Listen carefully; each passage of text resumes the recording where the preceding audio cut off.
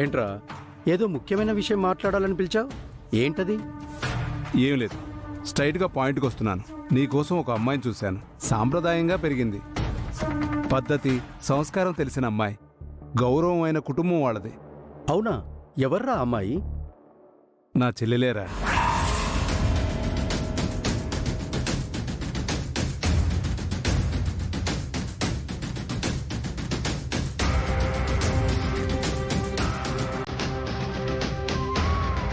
కృష్ణవేణ్య, నా మనసులో కూడా తనే ఉంది.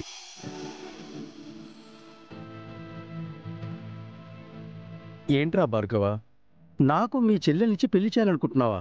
అవునరా, తను నిన్ను ఇష్టపడుతున్నాను అని చెప్పింది.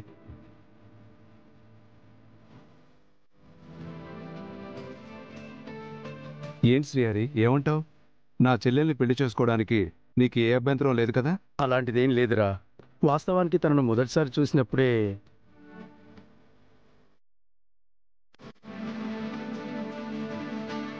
నేను కూడా ఇష్టపడ్డానురా. కానీ నా స్నేహితుడి చెల్లెలు, పైగా నా స్థాయికి కూడా అందని వారని ఆ ఆలోచన నీ దాకా తీసుకురాలేదు.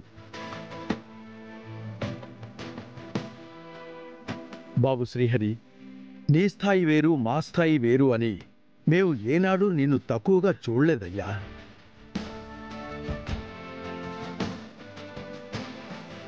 గుణగణాలు సంస్కారంలో నిన్ను మించిన సంపన్నులు ఎవ్వరూ లేరయ్యా మా దృష్టిలో. మా అమ్మాయి నీకివ్వటానికి కావలసినంత స్థాయి ఉంది. ఇంకేం కావాలి మాకు?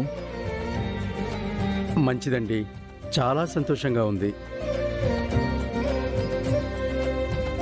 ఇంత పెద్ద కుటుంబం నన్ను అల్లుడు కావాలని కోరుకుంటుంది అంటే అది నా అదృష్టంగానే భావిస్తాను.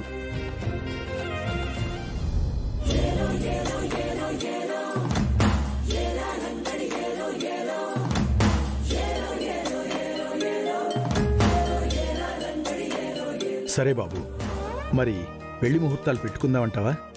ఒక్క నిమిషమండి, నాదొక చిన్న విన్నపం. అది మీ ముందు మాట్లాడొచ్చో లేదో? అయ్యో పర్వాలేదు బాబు, నువ్విప్పుడు మా కుటుంబంలో మనిషివి. మొహమాటం లేకుండా ఏంటో చెప్పు. మరేం లేదండి, నా చెల్లెలు శారదకు పెళ్ళైన తర్వాతే నేను పెళ్లి చేసుకోవాలని ఎప్పుడో మా నాన్న నా దగ్గర మాట తీసుకున్నారు. సరేరా, ఇప్పుడేమంటావు? నీ చెల్లెలు శారదాకు పెళ్లి చేస్తేనే గాని నువ్వు పెళ్లి చేసుకోను అంటావు, అంతే కదా? ఆ బాధ్యత కూడా మేమే తీసుకుంటాం, ఓకే కదా?